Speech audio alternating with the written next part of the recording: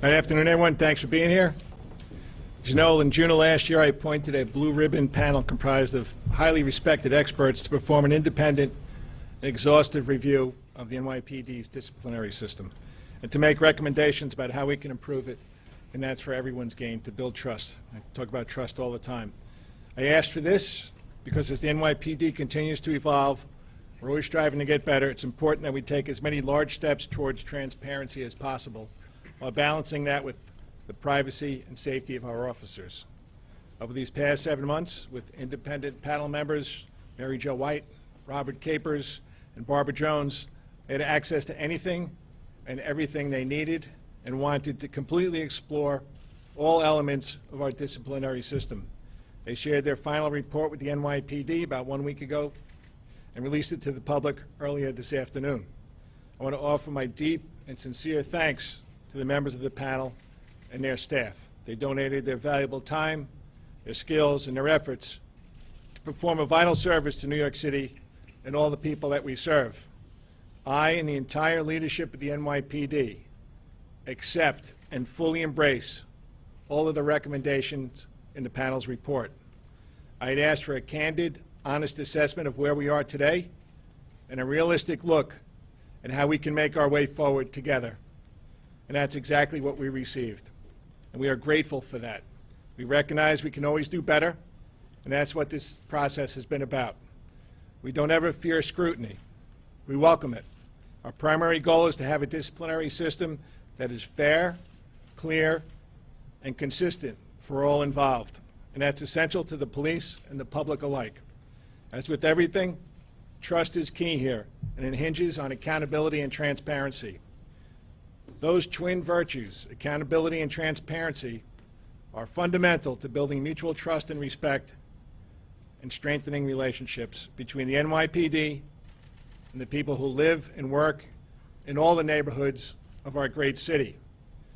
And so, understanding that these improvements are good for the NYPD and good for the city, today I am naming First Deputy Commissioner Benjamin Tucker as chair of the NYPD's implementation group. Commissioner Tucker will lead deputy commissioners and chiefs in this vital assignment. Their task is to make these recommendations a reality. Some will be easy, and some can be done relatively quickly. Others, by their unique nature, will require more time and resources. The implementation group will look at all of that, and as part of their work, they'll also identify an outside organization to audit the NYPD's reformed disciplinary system. I want to thank again the members of the independent panel for their critical insight on how we can further strengthen our disciplinary system. Each of them shares our vision of an even safer New York City and our deep devotion to fair and effective policing. I'd like to turn it over to First Deputy Commissioner Ben Tucker. Ben? Thank you, Commissioner. So I want to add my thanks to the members of the panel, Ms. White, Mr. Capers, and Ms. Jones, as well as their support staff. As the Commissioner mentioned, their due diligence and their commitment to the independent review of our disciplinary system and process was incredible. I also want to mention and thank, it's a long list, but I'll just mention a few of our external stakeholders who also weighed in at the request of the panel to offer their perceptions and their perceptions of the of our processes as they've existed to date. Stakeholders such as CCRB certainly, but also members from the Commission to Combat Corruption, as well as the New York City Civil Liberties Union, the Center for Constitutional Rights, as well as a number of our district attorneys in that regard. The panel's insights will be invaluable in helping us continue to improve our disciplinary process in significant ways. As you know, we've been involved in improving the process over the last 5 years. The panel's intervention at this moment gives us some additional insight as well into making the process more credible, holding ourselves more accountable, as well as being more fair, and certainly increasing the transparency with respect to how we satisfy the concerns that our citizens have. I look forward to chairing the implementation group, which is charged with moving forward in the implementation of the recommendations of the panel. The members of the panel, I'll just give you a sense of who they are. The Commissioner mentioned we have some chiefs and deputy commissioners. Rosemary Maldonado, our Deputy Commissioner for Trials. Joseph Resnick, Deputy Commissioner for Internal Affairs. Jesse Tisch, Deputy Commissioner for IT. Vincent Grippo, Deputy Commissioner for Management and Budget. Also joining us on the team, Assistant Deputy Commissioner Ann Prunty, who's joining us here at the podium, as well as our Chief of Strategic Initiatives, Chief Jack Donahue, Ashley Waters, Counsel to the Police Commissioner, and finally, the Executive Commanding Officer of my office, Assistant Chief Matt Pontillo.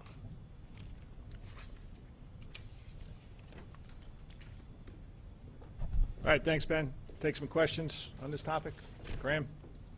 Just curious, there's no rank and file on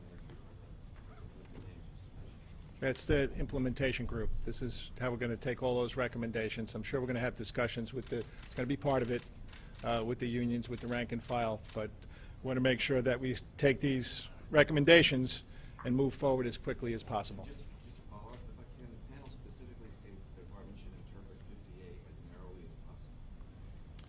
Now that you have this report, isn't that impetus to unilaterally start putting out disciplinary summaries?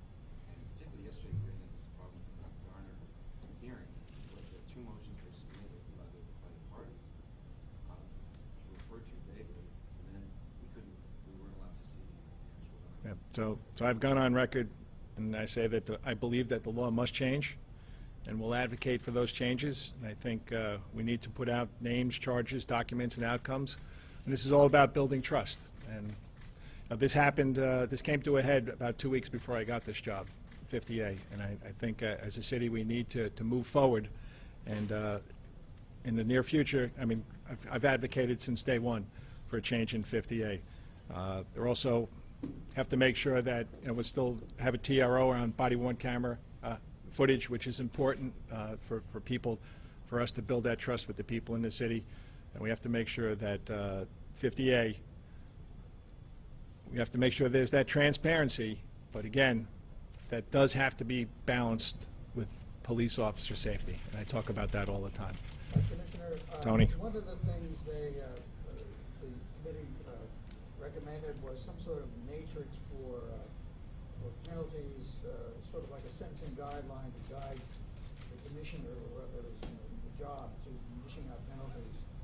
You're going to be trying to implement that, hitting the ground running with Commissioner Tucker? Yeah, that's, they suggested that we take a look at the matrix, and we're going to, of course, we're going to look at that. I said we're going to, all their recommendations we're going to move forward with. But again, that we have to make sure that that is a system that it's fair, and we get what we desire. And what do? We desire. We desire a change of behavior, and to make sure that we can be, as a police department, that's as effective, as efficient as possible.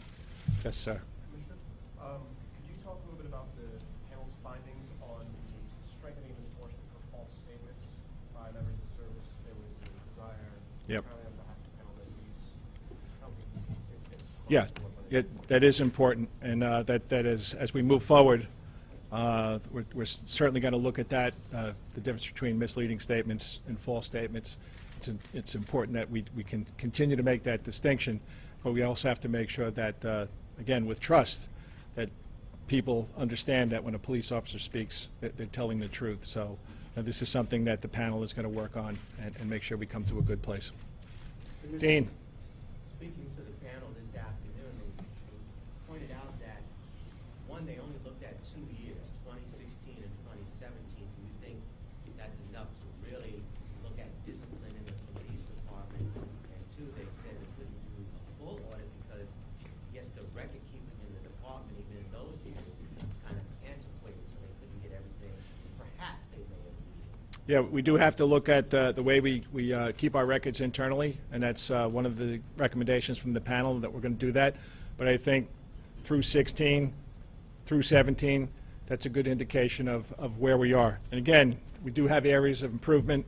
It's we're certainly not in a dire state, but I've spoken about this in the past. There's many things that the NYPD does well, one thing we don't do well is describe our disciplinary system, and it's important people know what, how robust that system is.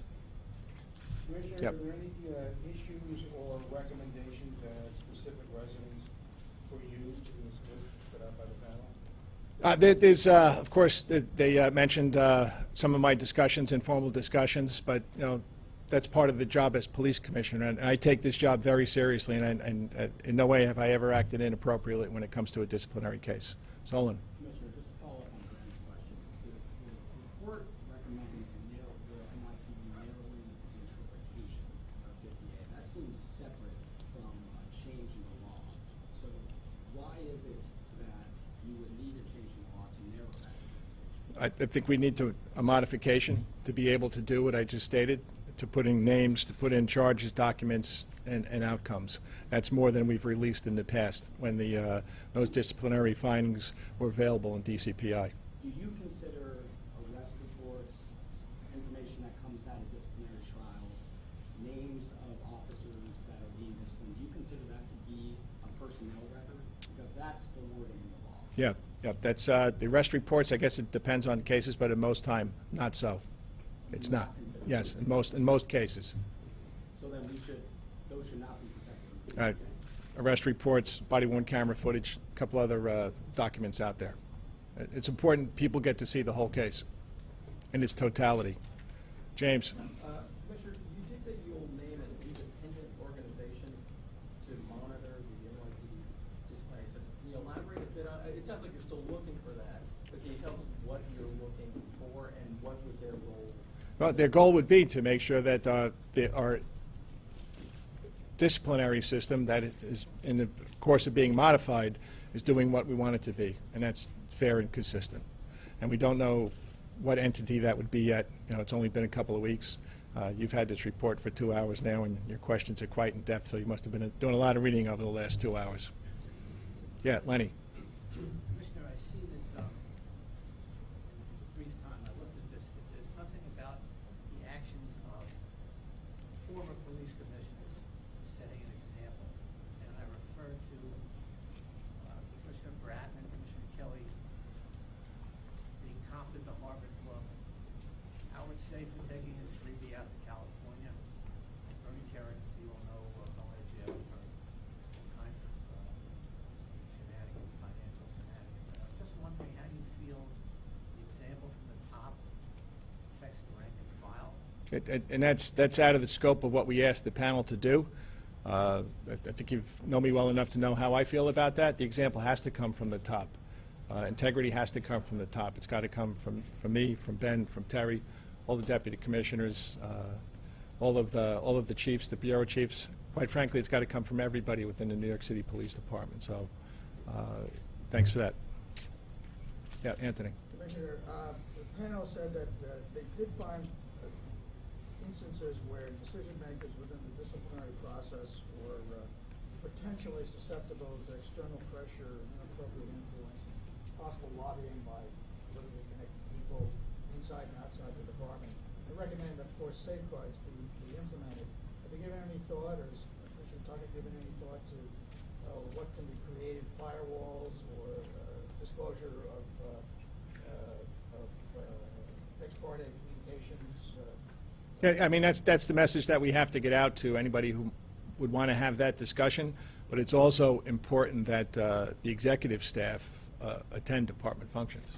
People need to see us. People need to be able to speak to us, but we'll create a system of accountability, and that's part of what Ben's going to be looking at. A couple more on that. Yep, Graham?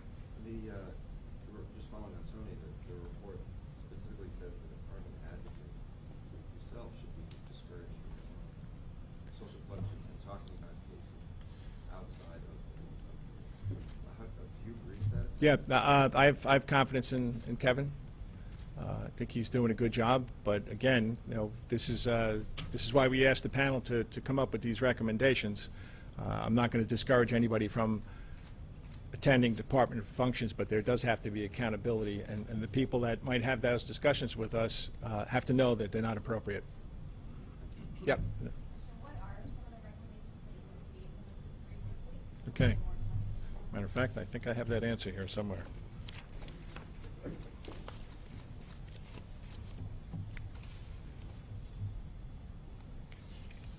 So this is in the short term, to support amendments to 58 to increase transparency and enhance accountability. There should also guard against unwarranted expansion of the scope of 58. And I was talking about body-worn camera arrest reports. We should publish our trial room calendars, and then I should enhance the documentation of variances from disciplinary recommendations. And also, the last one would be the NYPD should enhance its public reporting in line with that of other agencies. Let's make sure yeah. Rich? So if all of these recommendations, Mr. Commissioner, are implemented, will it make the job of the cop tougher, or just make it clearer to the public how tough you are?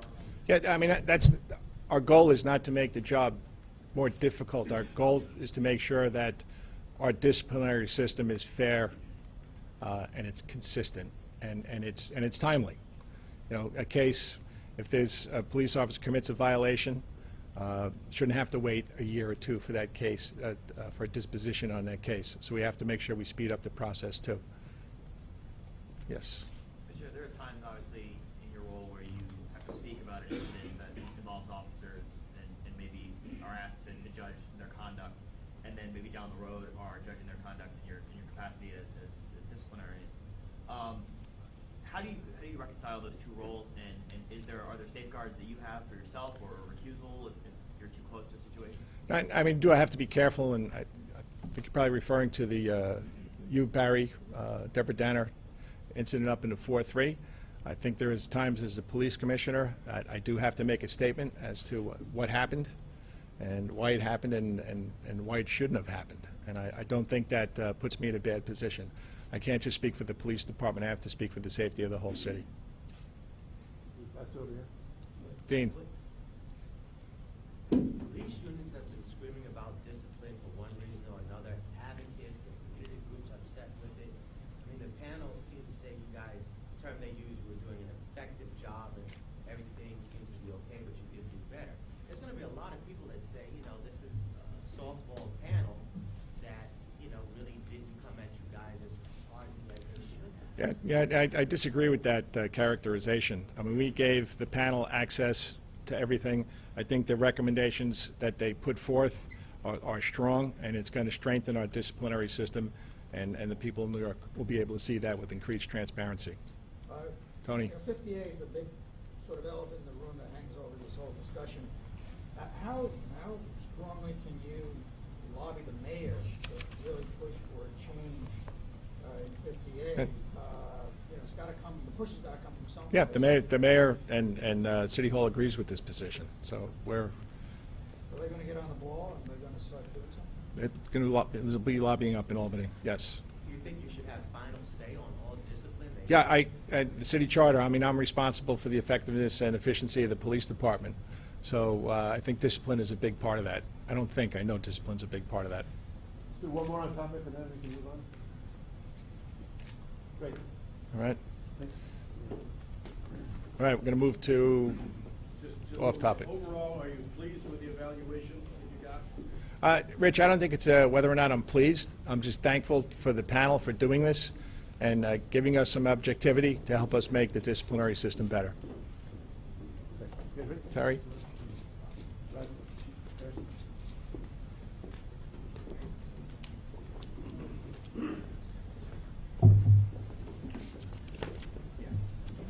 I have to stay up here forever.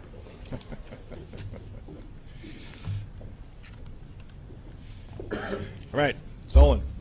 We put out a story yesterday that said while crime is at record lows, in some precincts, the clearance rate remains as low as 20% when you talk about non-domestic violence homicides from 2013 to 2017.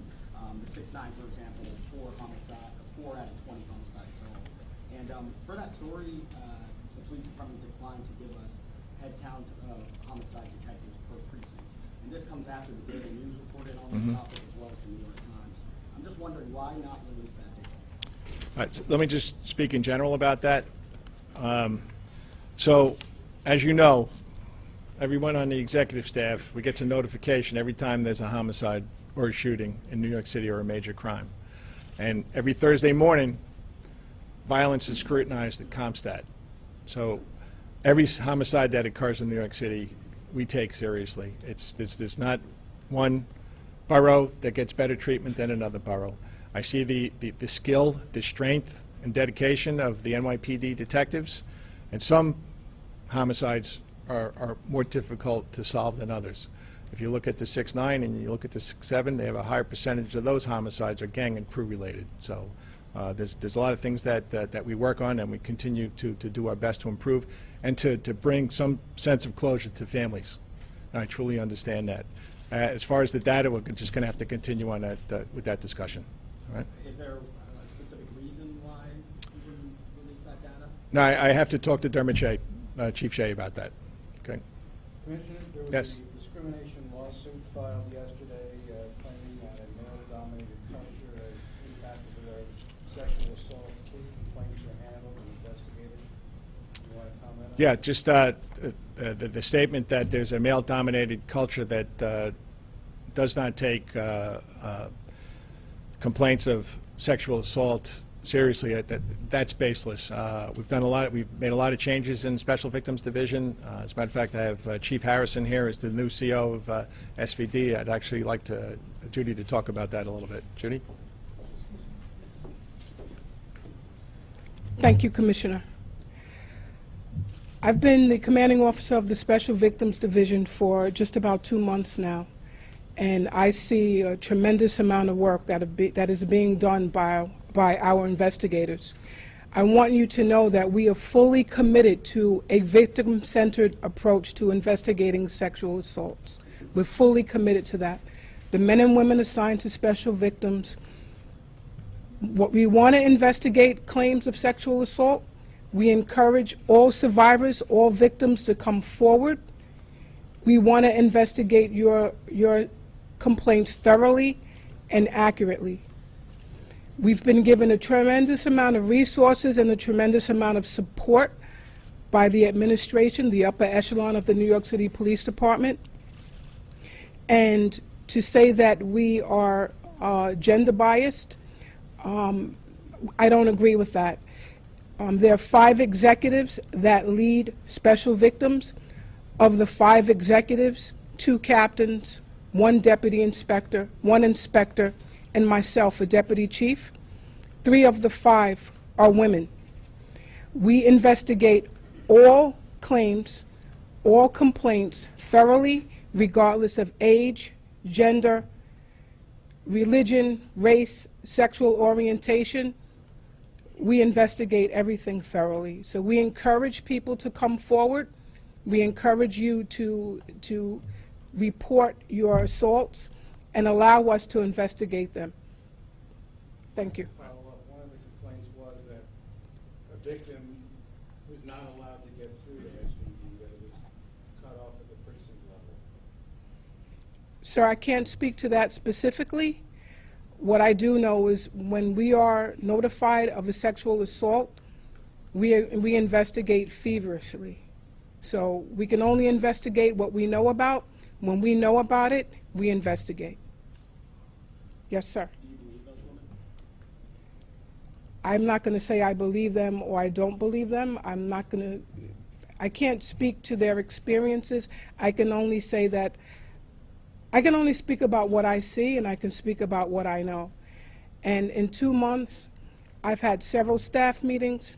I've gone out to the squads to speak to the boots on the ground investigators that are investigating these claims.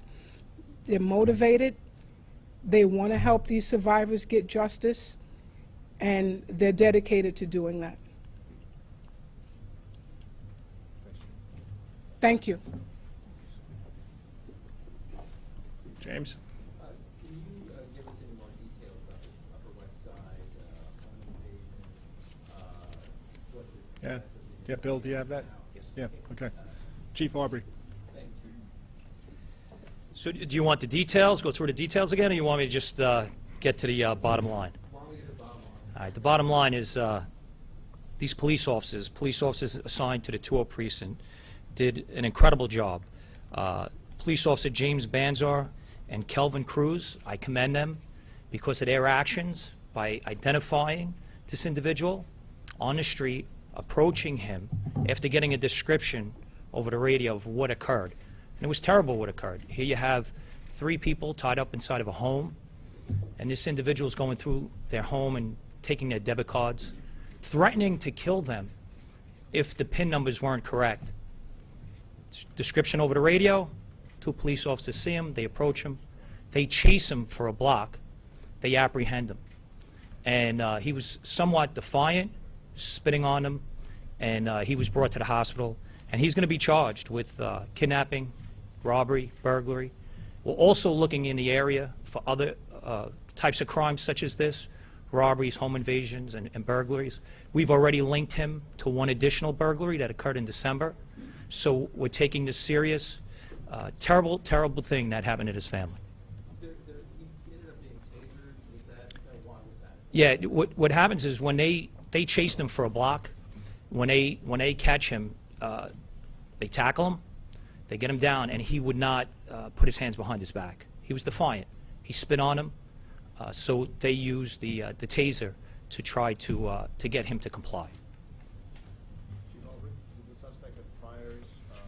Was he an Upper West Side resident? Does he have another area where they like to operate in? Yes, he does have priors. He is on parole for burglary. He was in jail for burglary-related arrest in October 2014. He just got released in August 2018. And he was on parole until 2022. Different question. Can somebody talk about what appears to be a crazy case in Brooklyn with the basketball coach, I think, being shot by a parent last month? I guess the coach was in the hospital for a very long time. Just speak to anybody familiar with that? I'll have to get back to you after this press conference.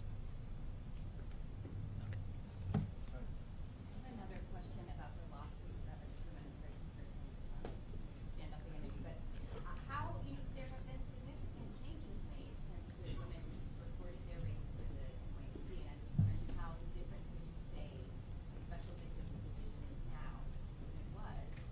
And I have a specific question about that, and my understanding is that all of the officers or detectives have gone through the FEDI training Yep. at this point, and I was wondering if you could say if that style of interviewing will always be used to interview victims now. I think there's been a significant change within the Special Victims Division, especially with the leadership that you see here. I think it's important at times to change leadership if somebody's been in a place too long. We need to get new ideas, and Judy's a great leader. She's got a great history of leadership within the NYPD. So what you're going to see, what you're seeing now and what you're going to see in the future is an even more effective and efficient Special Victims Division. And we continue to meet with the advocates every 3 months, and I think that the sexual assault survivor advocates, and I think that's an important thing for the police department to do, to make sure that we have the confidence of the survivors of sexual assault. Judy? Got an additional question for Judy? About the training, the FEDI interviewing style? Yes. Will be used in time? The forensic experiential trauma-informed interviewing style is a training that everyone assigned to special victims has gotten. So everyone has received it. It's a more empathetic-based type of questioning. So obviously you wouldn't question someone who was a victim of a robbery the same way you would question someone who was a victim of a sexual assault. So the training is great. We stand by it, and everyone assigned to special victims has gotten it, and the people that we have requested to be assigned to special victims will get that training. And in addition to the investigators that get that training, some of the advocates have received that training as well. Will it be employed in every instance that? I can't say it will be employed in every instance because every incident is not the same. But it's a tool at our disposal. It's an investigative tool at our disposal. You're welcome. For one or two more, guys? Well, Dean, what do you got, like 5 questions? It's a Friday afternoon. Right here. You'll like this question. Will I? First of all, I guess Super Bowl weekend, I'll ask you who you're going for later, but any... I'm going for the New York Rangers. and the Super Bowl. I don't think they have much of a shot in a Super A Bowl. lot going on this weekend, of course, in Atlanta, but a lot of parties probably will be going on here, and I don't know, maybe betting or whatever. Are you stepping up patrols or keeping an eye on certain neighborhoods, certain institutions to make sure everything is okay this weekend? Yeah, Chief Harrison, Rodney Harrison, Chief of Patrol, will speak about that. Rodney? Good afternoon, Dean. Good afternoon, everybody. So this is something that we do historically every single Super Bowl. Any location that we know is having an event, we put extra personnel in the vicinity of the area. This is always a situation where we're concerned about a large parties, large people, occupants taking over a location. So once again, our neighborhood coordination officers are very much in tune with exactly what's going on with the different establishments, making sure that the information gets back to the commanding officer, and we put a deployment plan in place, especially in the lower Manhattan area where there's a lot of commercial establishments, lounges, bars, and things of that nature.